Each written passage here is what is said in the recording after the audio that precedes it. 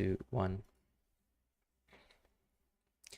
All right, hello, welcome back to the FPL Script for episode 17 of season 2. This is our Gameweek 14 preview as we look ahead to a week where, of course, there's a major doubt with a major player in Watkins, but I'm FPL Fran, FPL __Fran on X with my co-host here, Schadenfreudist or JD as well. Look, let's actually quickly review our Game Week 13s. I had 52 points. It was pretty dull, and ultimately I had a net 10 in terms of my transfers. What I tried to do was sort of set my team up for the future with Mbeumo and Palmer coming in and Gordon and Diaby coming out. And part of that is because I was on 0.0 in the bank, so I needed to get Diaby out, and I wanted to go into Mbeumo and sort of secure that spot in my team, but I wasn't able to do so until I took someone else out. And it was either Cash at that point in time or Gordon. And sort of looking at Gordon to Palmer being a sideways transfer, which obviously ended up not being a sideways transfer just because of the lack of points. It ended up being a bit worse in terms of outcome, but I think in the sense that I got some price rises from Palmer and Mbeumo, and of course the team structure looks really solid, with exception to, of course, the question mark on Watkins this week. I'm in a pretty flexible position now, and I think in terms of highlights that week, it's just nice to see, of course, Porro do well, because he's going to be a differential for me for the next few weeks, as I think a lot of people did sort of sell off their Porro or Cash type players, and of course I'm still stuck with Cash, but he's probably going to be a transfer out potentially as well. Where did you stand in terms of your Game Week 13? Yeah, hi everyone. So, like Fran, I had a middling week, I would say. Technically did get a green arrow, but the Eze injury is really bad. As in, it basically makes me spend two transfers now and got me nothing. Not even expected value because he got subbed off at 45, so not even like MD rank. So it's not good from that perspective. Also, for the first time this season, I went early with transfers, and looks like that also has not gone well because of the Watkins news. And we'll talk about Watkins later in the podcast. But other than that, Maguire, Gabriel, I think solid clean sheets. I think Maguire matching Saliba was the big win for my team this week. Apart from that, not nothing to like write home about. I think Holland captaincy, I guess anyone that captain Son or Salah got mildly punished, I would say. As always, this season Holland doesn't seem to be punishing the captaincy break not like too heavily. Even though people that don't own Holland have now started to feel the heat, I think, and many of them, including MD OR1, has also moved back to Holland, and we'll see a lot of people move back to him. But yeah, a middling week, and as you can tell from both of our scores, it's neither here nor there. So Yeah. yeah, we can move on to the next topic.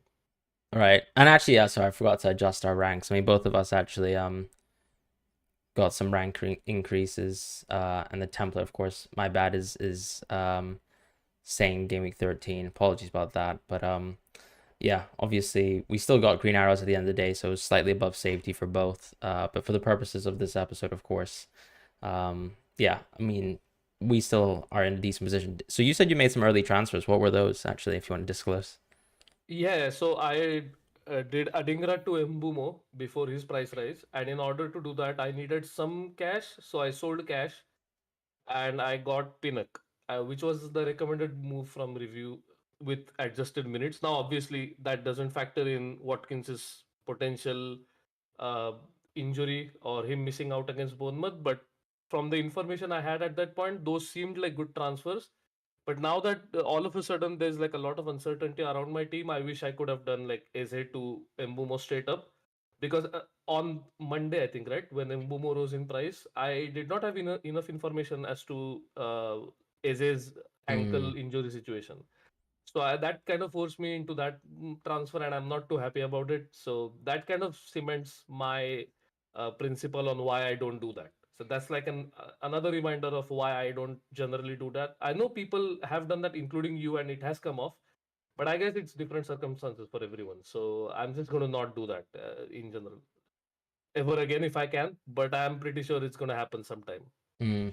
Yeah, I guess, I mean, obviously if you have an injured player, it's probably best to wait for news on that one. But I guess if Yeah, you have a relatively healthy team, and sometimes obviously because we have such deep benches with the yeah, sort of way we play, at times obviously you can feel like that's all right. But yeah, I mean, even on a week like this, I mean, Watkins is someone who probably is going to boast, 5.x type levels of EV, Hmm. which of Hmm. course there's a huge drop off from him and Archer. So it's not as simple as, we can just be happy to have Archer, particularly when, let's say, a lot of people are moving towards like players like Darwin, things like that. So one to think about. But I think a lot of people are in your position too. I mean, ultimately, some people have Bowen as well.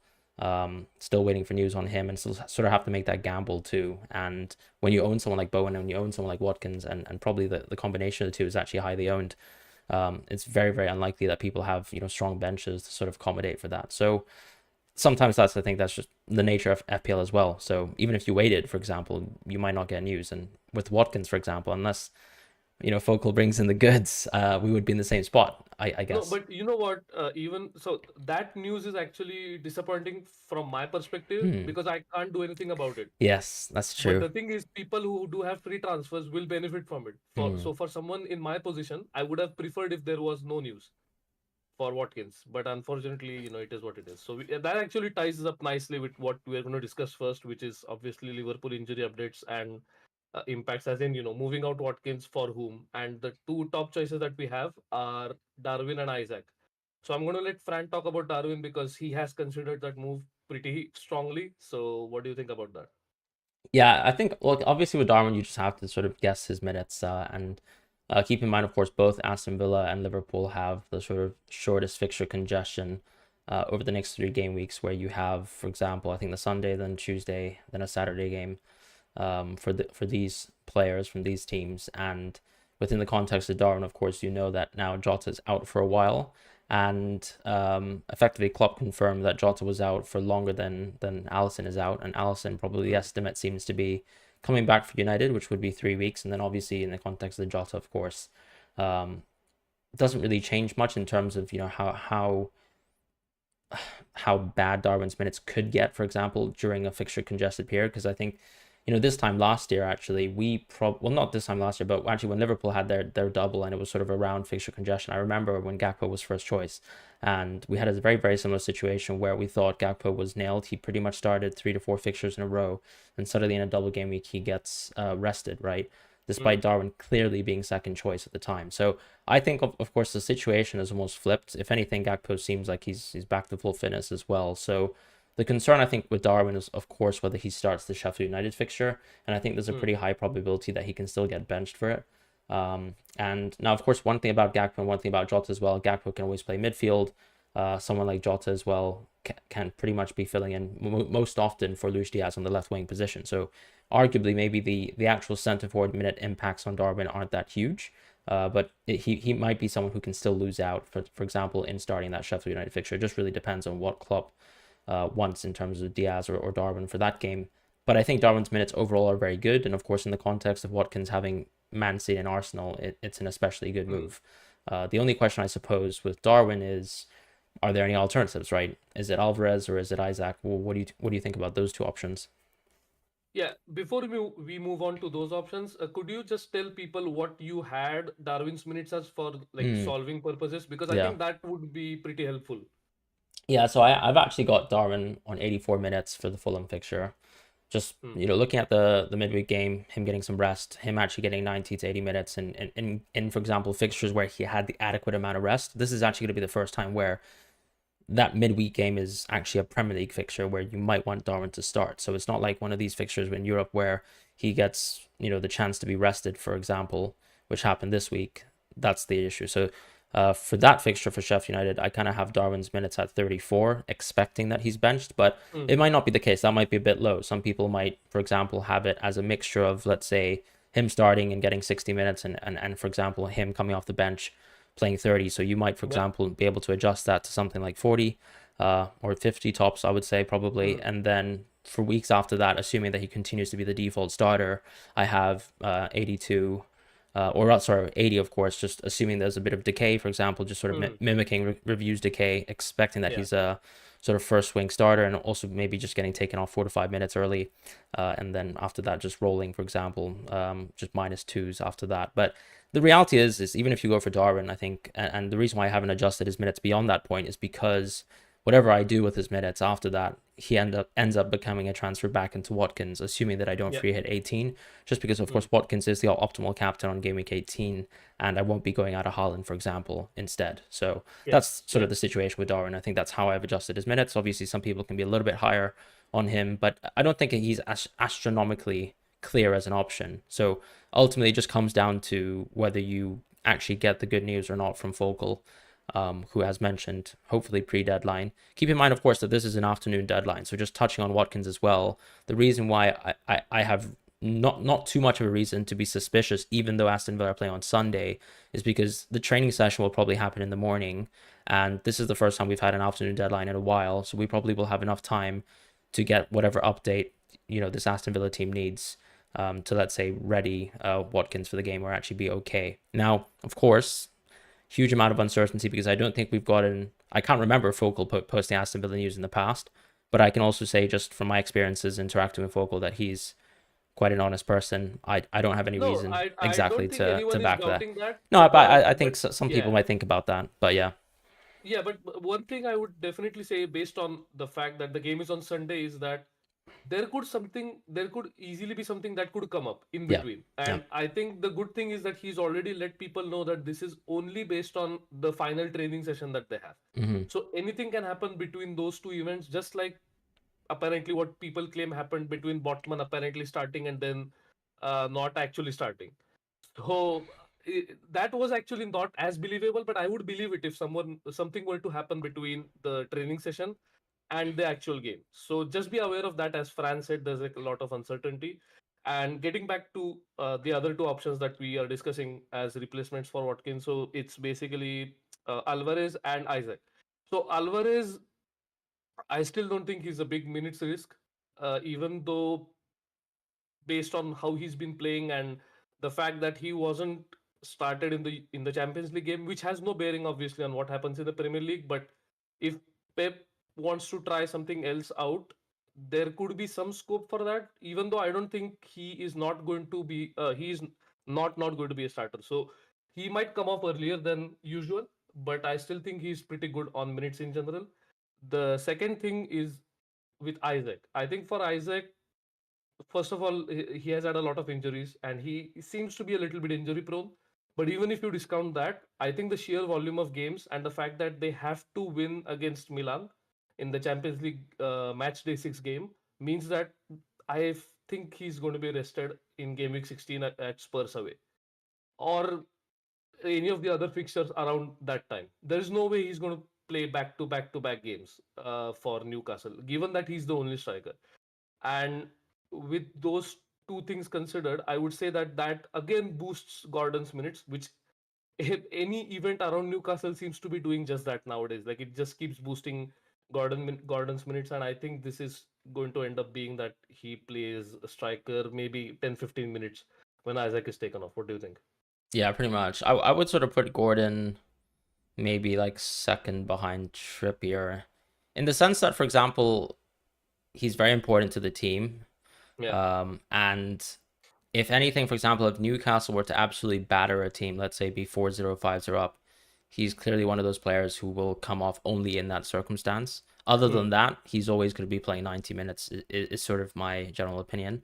And I think the same goes for Trippier, right? Where they're so important that you're just going to give them rest in that Holland context where, once he's scored 2 or 3 goals, then you can maybe take him off at 60 minutes, 70 minutes. But for the most part, you can always expect them to start. For the most part, you can always expect them to get good minutes when the game isn't completely blown apart. Whereas obviously, as you mentioned with Isaac, if they, let's say, are doing moderately well, but just to manage his fitness, they still might take him off at 60, 70 minutes.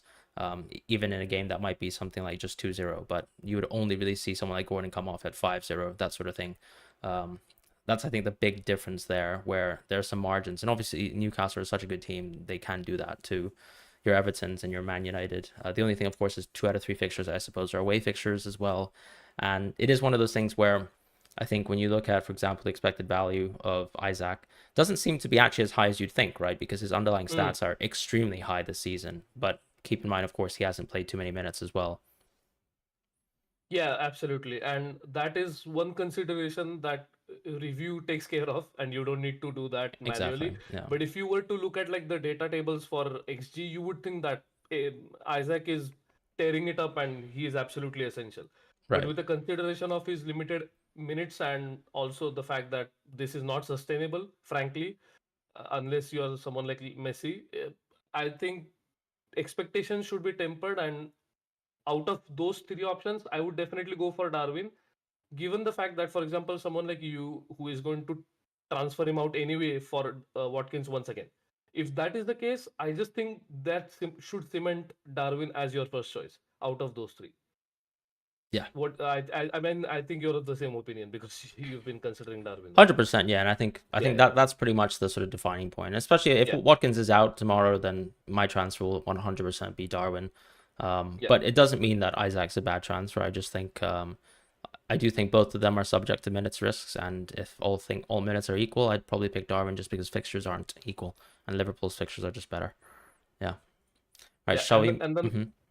sorry, I was going to say like the next topic is kind of connected to what you were talking about with Absolutely. Gordon, which is alternatives to Gordon, which are we are looking at Palmer and Wang right now, and Wang especially because he took a penalty, which was kind of a surprise because no one actually considered the penalty situation at Wolves after Ruben Neves left. Right. So I have it's seen kind it of good though. to know I have that. looked into it a little bit in the Yeah, I'm past. saying But like yeah. we might have looked into it, but because we didn't consider him as a serious option, I guess it never really came about as a topic, a serious topic, I would say. But Yeah. now that he has taken one, he is in contention, I think, for that midfield spot, which is maybe let's say sub 6 million.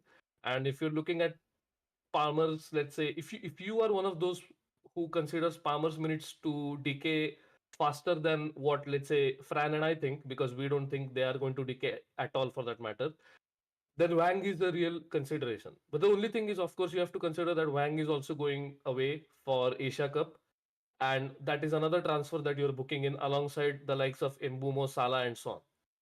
So, do you have a preference out of those two? Let's say between Wang and Palmer.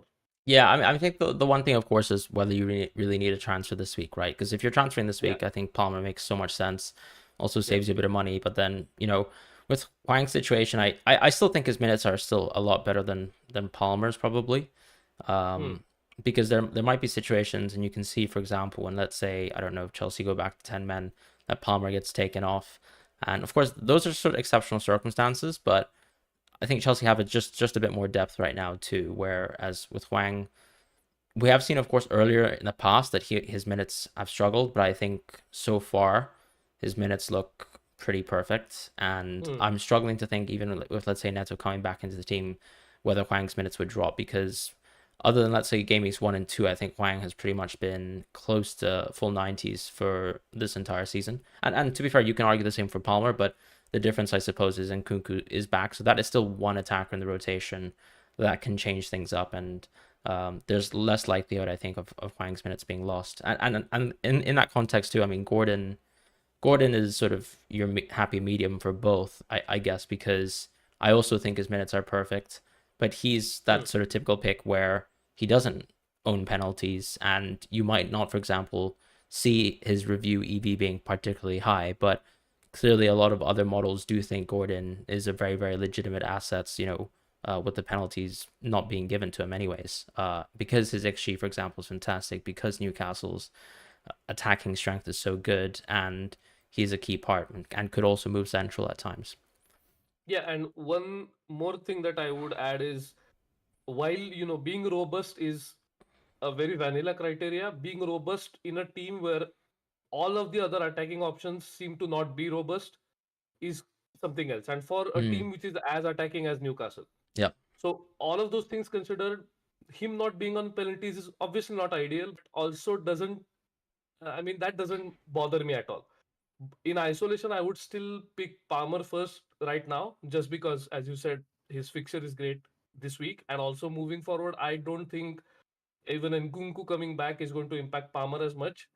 But if he were not on penalties, I would have definitely gone for Gordon just because of his robustness. Right. I think one thing to add as well is like maybe around Gameweek 18, and I don't know if you're seeing similar sort of lines, but when I'm solving, for example, in the future, I'm seeing that Mbumo is a transfer out in Gameweek Hmm. 18. And instead of me Yes, actually I am. wanting to go into Douglas Luiz, I think it's more than likely I could be owning 2 out of 3 of these players right around that Yes. time, and it's more than likely, of course, it's going to be the case that I own Gordon and Palmer. Considering if let's say Palmer's minutes continue to be good, it might actually be a Dingra instead at that point too. Yeah. But we'll have to see, for example, what happens because yeah, we have just a dearth of great options. I mean, Gibbs White will still be an option then too, but fixtures will be slightly worse for Nottingham Forest. And as you said, I think with Hwang, it's odd, right? Where unless you can somehow roll this week and you're actually instead looking for a transfer on the next week, then that's where I think Hwang suddenly clears the rest of the field because you're starting with Burnley at home and Mhm. fixtures after that are very, very good. And you can justify, of course, that future booked transfer when the Asian Cup happens. But that's maybe a lot of teams stepping into 4 players, right, who need to be transferred out in and around, Asian Cup and AFCON. So that could be Yeah. the one consideration, I think. Yeah, that's absolutely correct. And we can actually move on to the next topic that we had, which is when to get Holland back for those that don't own Holland, which Yeah. is dwindling, as I said earlier, but it's still, there are a lot of people who don't own Holland and do own Salah, and how that could lead to improvement in your EV basically down the line. So, when do you think is a viable move to get Salah out for Holland? Yeah, I think one thing we always like to mention, on the podcast is that baselines are always changing, and not only is it just baselines in terms of your team, it's also baselines of your opponent, right? So one thing that's happened really over the last few weeks is our expectations for Spurs have Mhm. suddenly fallen off a gigantic cliff. And the reality is Haaland on Gameweek 13 or 14 here, sorry, is playing versus Tottenham team with basically 4 fullbacks as your defensive line in a sort of footballing meta where I think a lot of people have moved into more physical, more stronger like defenders. You have, Yeah, Spurs being basically playing counter meta, and it didn't look particularly good from a defensive point of view. I'll say that versus Ollie Watkins and the Aston yeah. Villa attack, and so given that City are at the Etihad, I am quite concerned about overall, let's say, what we can expect from the Spurs team in terms of shutting Holland off. So if you were, let's say, to come at it from a point of view where you're a no Hollander, I think previously Game Week 16 was probably the first initial window to consider moving away from Holland. But instead, actually, now I think 14 is quite viable as well. And I've actually seen some managers already take some moves towards there, even if it involves a hit, just because if you've got some injuries now, I mean, why not sort them out with a double Yeah, transfer, for example, yeah, and, yeah. and take Salah out of your team? I think it's more than fair. And no surprise, for example, a great play, I would say, from Angie Ball, MD1, to actually move out ahead of time, sort of anticipating this. And more than likely, of course, this is going to feed into our captaincy segment as well. I don't know where you sit on this. Yeah, I struggle to justify getting hitting Salah out this week or Yeah, maybe transferring him yeah, out, but I do see the merit in with the fact that Holland's EV always pre-deadline goes up, maybe let's say point 0.2, point 0.3, whatever the margin is, but it always seems to like go up by a certain extent.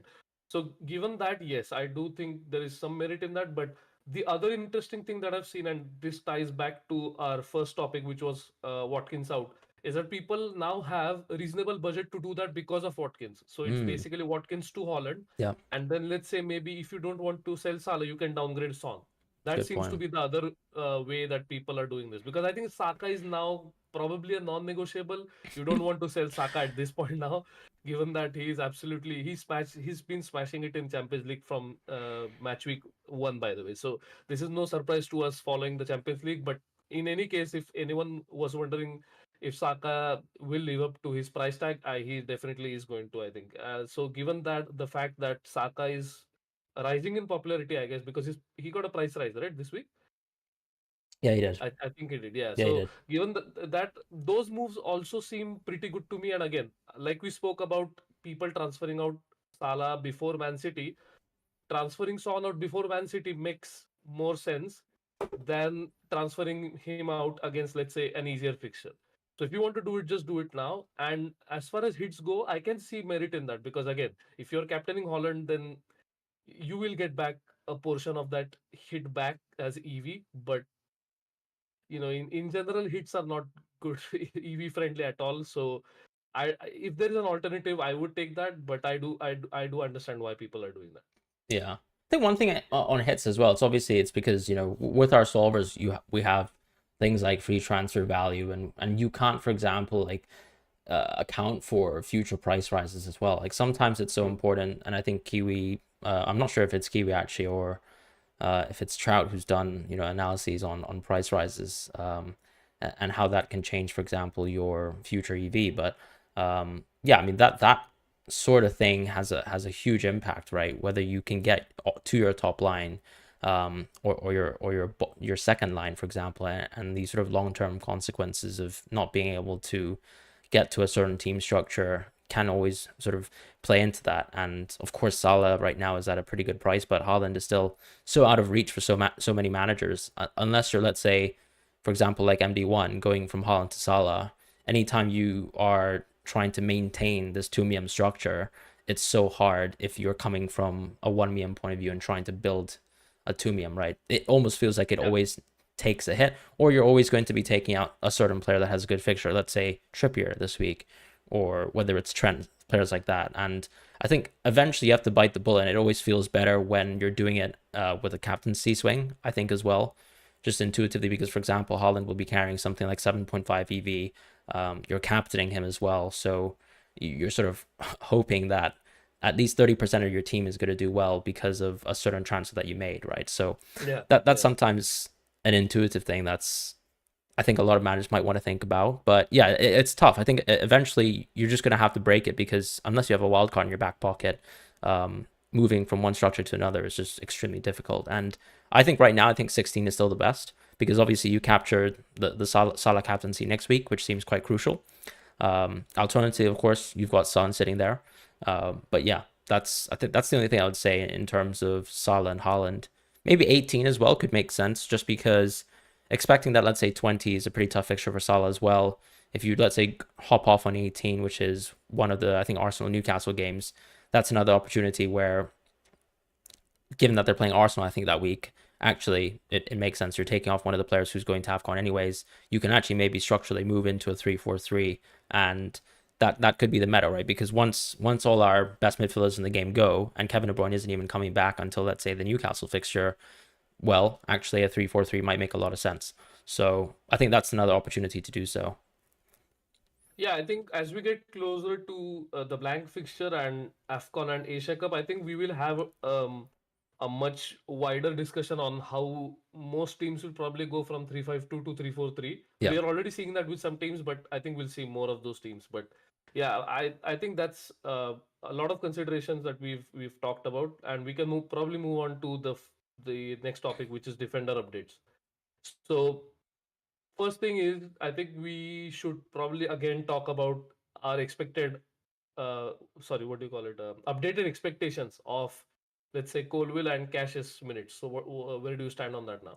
Yeah, I think as someone who owns both, I think they're both picks that are quite dubious, in the sense that, especially in Cash's case, where he is actually holding a lot of money in many people's teams, Hmm. I think he's still an immediate sell, because if anything, he's probably going to get another price fall. On top of that, too, I'm not sure if his place in the team is completely certain for the Bournemouth fixture anyways. So for me, Cash is someone who basically appears as an immediate sell. No one's actually looking to get into Cash, let's be honest. Yeah. So that's the situation for Cash. And then maybe around game week 18, we could be looking at Moreno. Obviously, depends on how Dean competes. Dean is most likely going to play this weekend, just because you're not going to rush Moreno into two fixtures in basically the scope of like 3 days. So that's the sort of situation with Aston Villa defense. We will have 4.5, 4.6 priced defenders from this Aston Villa team that we can probably dip into around that time and reassess. As far as Colwill, what I would probably say, as also a Colwill owner, is this game week is not a good dress rehearsal to assess anything, because Cucurella is suspended, James is suspended. These are your two players that would actually be taking away Colwell's minutes. Yeah. One just because if James doesn't play, of course, Cucurella can easily play right back, which might actually mask over whether if Cucurella is first choice over Colwell or not. And then obviously, as I said, and as we said also previously in last week's episode, Cucurella is somehow competing first choice with Colwell. And Hmm. with his sort of defensive failings aside, which were actually once again a little bit more adamant again in that Newcastle game, still seems like Pochettino is very happy with what Cucurella brings to the table in terms of, let's say, how they transition the ball, how they advance the ball as an attacking team. So I'm a little bit concerned about Colwill. I think if I was in that position where I was thinking about Colwill, I would not be exercising that transfer this week. And it's nice, of course, if you were to bring in Colwill this week in terms of short-term EV, but when you have Pinnock there with higher EV, when you have potentially another Arsenal defender, I just think I'd rather risk for those players than actually go into Colwill, who is quite boring, and you don't really want to ever bring in a 4.5 player who doesn't have crazy upside, if that makes sense. Yeah. Yeah, I completely agree with that. I don't think I have anything to add because we've talked so much about the, especially Colville, that, that Yeah. makes sense. And I think that the bigger issue that probably needs to be discussed is, let's say, bringing in Zinchenko, Mm. who seems to be just collecting bonus points for fun Yeah, these days. absolutely. And the other player is Tomiyasu, because Tomiyasu played, for example, in the Champions League for 45, got 2 assists, and then got subbed off. So that's a good thing. Although if you play Champions League fantasy, that's a bad thing for you if you owned him. But if Yeah. you don't, then it doesn't matter to you. So as far as him being first choice, I think that lends further credence to him probably being first choice now over someone like White. Even though I still think that situation is a little murked. I don't think it's quite as clear as, let's say, Zinchenko. And I think from all of this uncertainty, Zinchenko is the one who is benefiting, as in he's getting stellar minutes every single week. And you are probably looking at doing, let's say, cash to Zinchenko, right? Yeah. Yeah.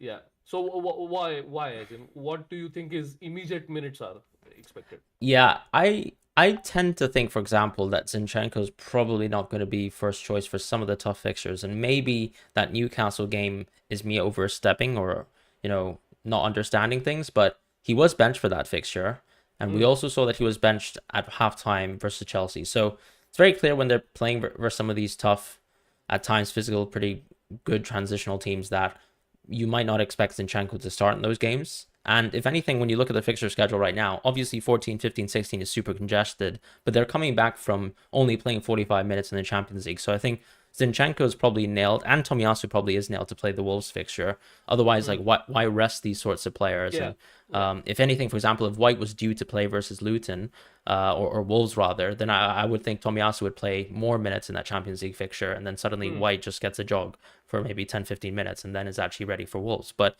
if those two players are both taking up 45 minutes, I like to think that, yeah, that's your starting lineup for Wolves. And then the question is Luton.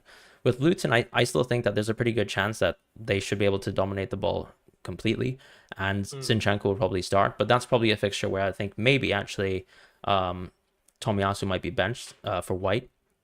And then the question mark is that good? Is that actually the perfect scenario? Because with Zinchenko, you don't necessarily need him to play versus Aston Villa. Like, our teams, we're not looking for expected mm. value versus Aston Villa whatsoever. So with Yeah. Zinchenko, I think on Gameweek 16, a lot of transfers are opened up to us for defenders, because right now, if you, let's say, own a pretty template midfield and Watkins is back fit, you're keeping Watkins until 18. Haaland will stay until 18 in that structure.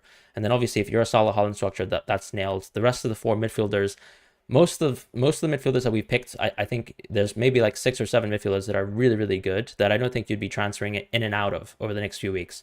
So your scope for defender transfers is fully there. And then on 16, you've got options like James, right, who's going to be coming back from suspension. You might want to commit to Walker potentially, because you're allowed to, of course, bench a defender on 18. It's quite simple. It's very different, for example, let's say owning only Archer for 18. It's a very different circumstance there. And the alternative, I suppose, is also waiting for Newcastle news and seeing whatever happens to Botman, because obviously Botman is now apparently progressing okay with his training, which is basically isolated training on the grass, seeing how his knee seems to be recuperating, because it Mm. doesn't seem like he's gotten enough advice to lead him to a surgical sort of procedure route right now. And we still don't know, and we still don't have an update. This is no change from Game Week 13, which was 3 weeks ago. But hopefully, right, on Game Week 17 or 16, you have that news on Botman or Lascelles, and you can make another defender transfer then. So I think the fact that James, Botman / Lascelles, or even Walker are options on Game Week 16 just tells me that there is a scope, if you, let's say, need a third defender for this week, to simply just play someone like Zinchenko. and maybe bring him in as a transfer, because as we said, someone like Cash is disposable. Colwell isn't really a transfer, and Pinnock might, for example, might be a bit more restrictive as well on a team when it comes to blank game Yeah, week and 18. it's so weird that normally if there's a blank game week that we know about, we are Yeah, always trying to plan to make sure that we have the least number of players from those teams that are blanking. yeah, But with even if you adjust all the minutes to, let's say, realistic expectations for most players, and you run a solve, the review still tells me to get Pinnock and then sell Pinnock before game week 80, which means that there is not much to do with the rest of your team. absolutely. Yeah, Yeah, that's the frank conclusion from that. And you're basically trying to get these marginal gains from, let's say, 4.5 to 5 to, let's say, 5.5 million defenders. So if you're playing in those margins, I really don't think, investing in Zinchenko is a bad idea, because given the fact that his short-term X-means seem to be quite good, and there is an easy hop off point, as you said. Let's say if even if you bench him for a Villa, you can easily sell him the week after if you think, oh, his minutes going forward are not as great. You can easily do that. So for a 2 to 3 week punt, I really don't see any problem with getting Zinchenko. And as far as the other options that you mentioned, it also ties in perfectly with that. So Game Week 17 could be a perfect time for you to invest in, let's say, one between Botman and Lascelles. So if Botman is re-injured or needs surgery, then Lascelles is nailed, and if Botman is back, then Botman, of course. And James. James, I think, is another option where once the Brighton game is done, where he's suspended, you can then look at his minutes and conclude whether he's fit enough to start a couple of games in a row where fixture congestion is a factor. And if you are one of those that loves to punt on Reece James whenever he's fit, yeah, I think go for it. I did that in game week 1. I lived to regret it for quite a while because that meant that I was one transfer behind for a couple of weeks. But it is it is quite an explosive defender. We all know that. But the two considerations are: one, what is his role in the current Chelsea team, and two is if he's going to be fit enough to play all those minutes. So uh, the third option, also, sorry, before we move on to captaincy, is we talked about Walker and Pinnock already, and even though these options are being suggested for non-free hit 18, they are also obvious good transfers if you are free hitting in 18, because they don't play in that week, and they are good transfers for, let's say, 14 to 17. So you can just keep them free hit and then look to move them on. Let's say not even Walker, I would say just Pinnock, because I don't think Pinnock's fixtures are as great after the blank week. If let's say yeah. the double does not fall in 20, let's say, you can look to sell him in, let's say, 20 or 21. But if the double is there, you can wait till the double as well. So all in all, I think these are good options. Yeah, and latest news, obviously, just to touch on free at 18 and any updates there. But Yeah. yeah, I think Ben pretty much said last week should probably be the most, or the last sort of realistic option for the Premier League to actually adequately announce double game week 20 on time. And if they don't do that by the end of next week, I think we can safely say, or at least maybe just reduce that sort of fixture probability from 70 to 80, which is what we were previously looking at, to something like 10 to 20, I suppose. Because it seems like, I think, just from what I've read, some other fixture planners are not thinking that game week 20 is feasible, and then Mm. Ben seems to be sort of, for example, the last one who thinks, give it next week. But that's the last update I have for that, and we can hopefully move on to captaincy. Yeah, absolutely. And for captaincy, again, it's Holland and Salah as the top two options, and Mbumo has to be an honorable mention because the fixture is pretty good, and the other thing is his expected value is pretty high as well. But you definitely own one out of Holland and Salah, so I don't think anyone is going to go Mbumo. I'm going to be going Holland because of all the reasons that Fran already mentioned previously, especially given the four fullback situation. I just think it's extremely dire, and Oh, that's it's funny. That's probably going to funny. be. Yeah. Oh, yeah. That's an inadvertent pun. So yeah, absolutely. I'm going to go Holland. What about you? Yeah, Holland as well. Once Yeah. again, Okay. look, we got to take our gains when we have Holland versus the Salah captainers. So I think this is a good chance where, fortunately, the EV's on our side, and hopefully the points do as well. I'm still reeling from that pun, and this is okay. I think that's a good kind of okay. Do we want to take any questions from the chat or Yeah, see I if think I there's think we anything can just interesting that we do a missed? quick fire rush of some Yeah, questions. yeah, go for it. Yeah, okay. So Ismail's first question was Shar, Gabriel, Zinchenko, or Simicast for cash this week. I would actually probably say Gabriel. I think it's safer in terms of minutes, but Simicast is not too bad of a pick. Just because it seems like he's definitely stepped up in terms of like let's say Klopp's estimations recently. And I think those kind of minutes in terms of the Europa League always are a telltale sign with Simicast.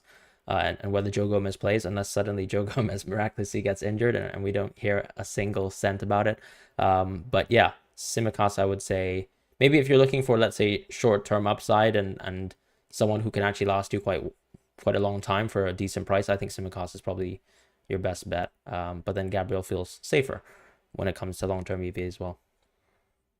Yeah, not too much to disagree there.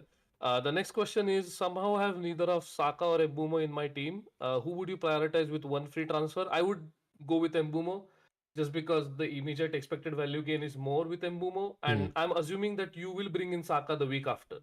But if it's just one out of those two, then it's slightly tricky.